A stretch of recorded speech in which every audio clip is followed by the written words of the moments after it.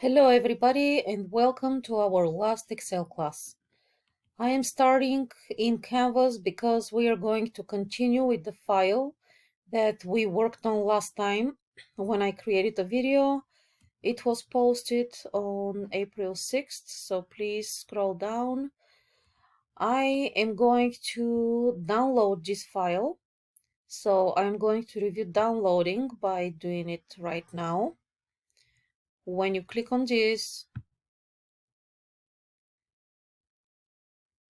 you may be asked where you want to save it, or you may be downloading the file in Downloads, the Downloads folder, and you will be able to open it from the bottom. It disappeared. It usually shows on the bottom here. That's if you use Chrome, Google Chrome. The file has opened in Adobe, which is right here, Adobe Reader. So I'm going to choose the file that I am going to work with. You see that I have lots of open windows here, but I'm going to click on the one that I need. This one is selected, but when I click on it, it goes away. I am going to make my screen as big as possible so I can see everything.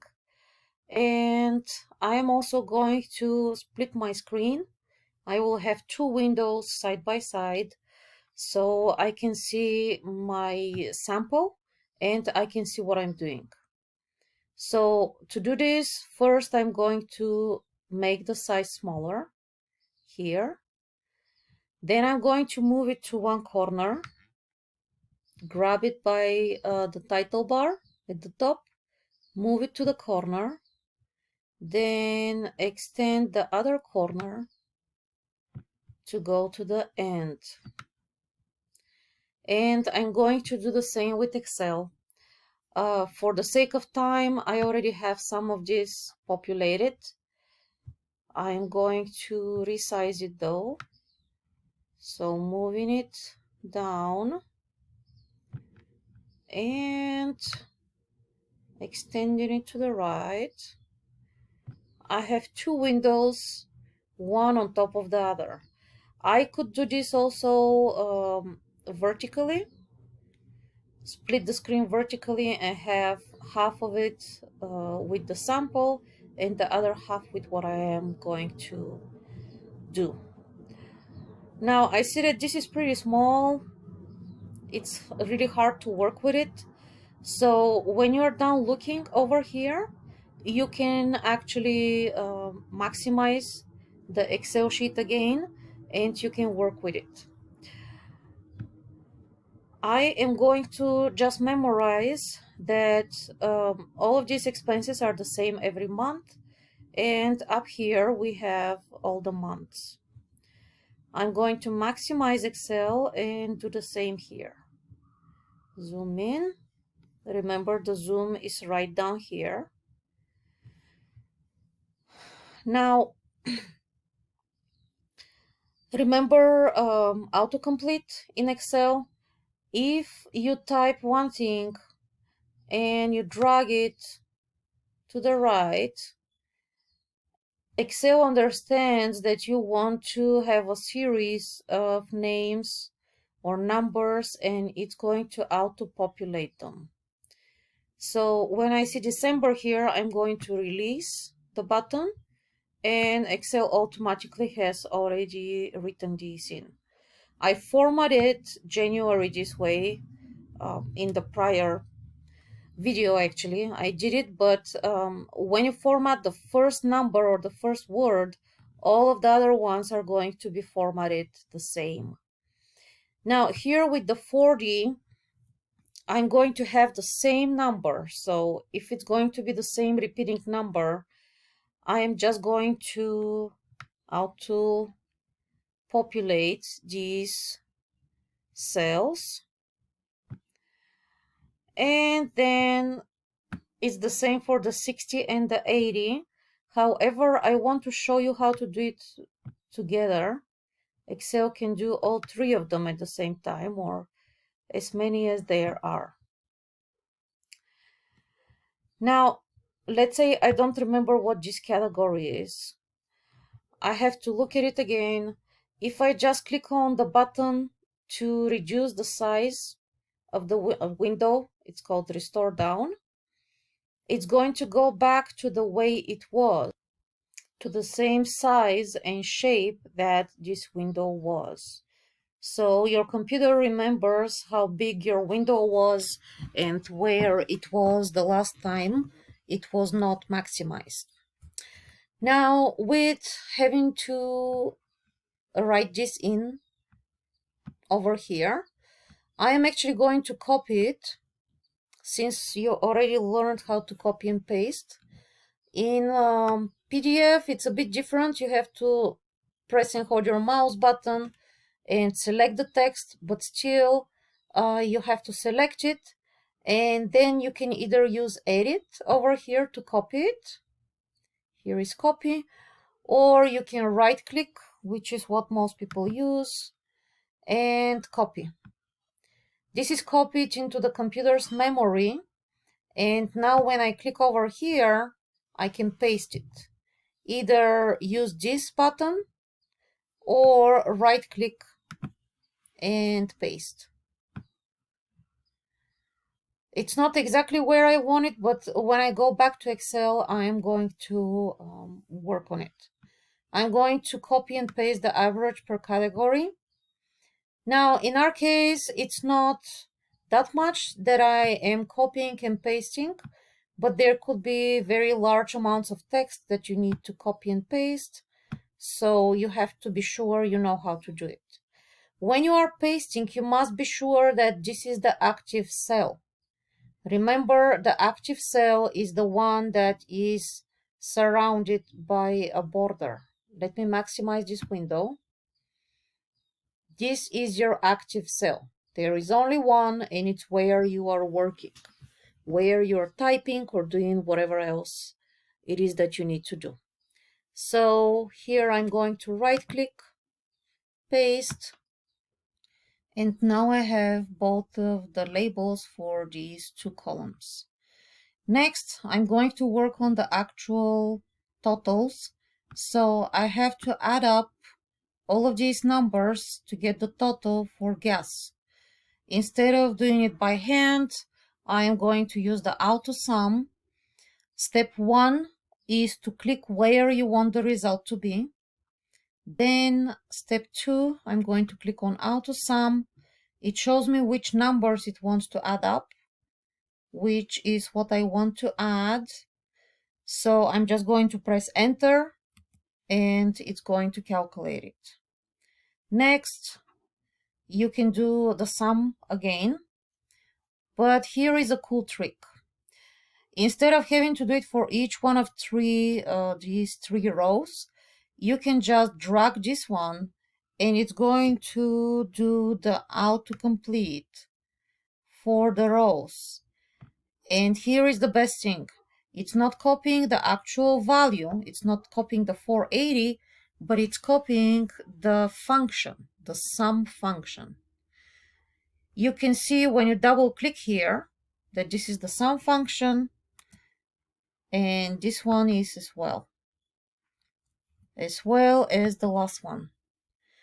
Excel also understood that I'm not trying to just add up these, but I'm trying to add the numbers on the left of this cell. So Excel is very intuitive, and these options that we can use in Excel make it so powerful when we work with numbers. So again, you can double click to see what the function is. You can also go up here and see it. Remember, these are ranges from B8 to M8. That's a cell range. It adds up all of the numbers in that range. Now for average, it's still up here, but you will have to use the drop-down menu to get to it. I'm going to do it for the first one. Step 1, click where you want the result to be.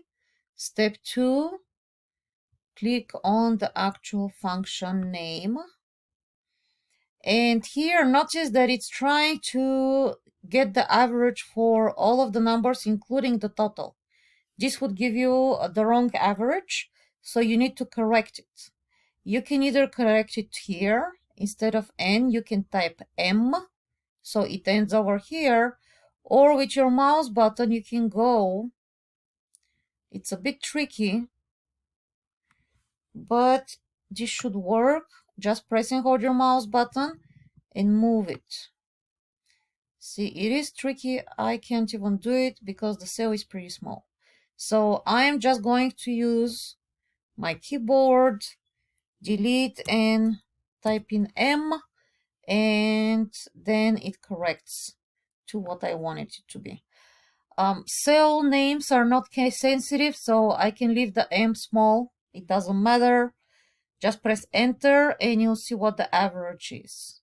Here the numbers are the same, so the average would be that same number. But for the other categories lower, you will see that there is a different average. Just as with the AutoSum function, I'm going to get this one and drag it down, and it actually copies the average function. Here it is. All right, so far so good. Remember that you need to save.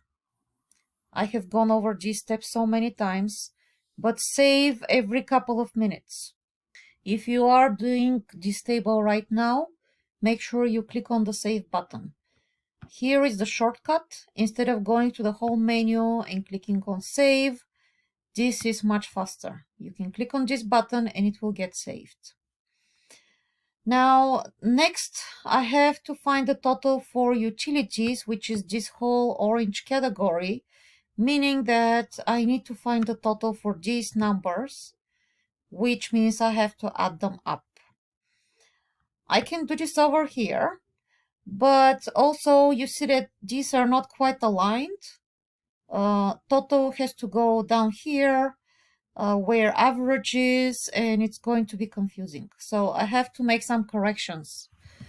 I am going to move this to the left, and I am going to do it with cut and paste. So first I click on the cell where I want to cut the text. Then I click on the cut. Then I move my cursor here. This is my active cell now. And I click above paste. Of course, the color doesn't copy down, but that's fine. By the way, this format painter actually copies only the format. So if I click on it now, it's going to copy the format from this cell, and any other cell I click on, let's say here, it makes it the same format. Again, that's your format painter. Now I'm ready to add utilities, total. So I'm going to the AutoSum again, making sure that it adds these three numbers, and then just press enter. I have 2,160. You should format your numbers as such, as numbers. And even if you don't do it for the small numbers, you should do it for the bigger one, or at least for the end results. Over here is the button to format your number as a dollar amount. So click on it and it will do this. If you do not want the zeros at the end, because there are no zeros anywhere else, you have to click on this button, decrease decimal. There you are. For the rest of the numbers, you could choose to have just the dollar sign on the first row. So you would select only this row and click on the dollar sign, and then reduce to no decimals.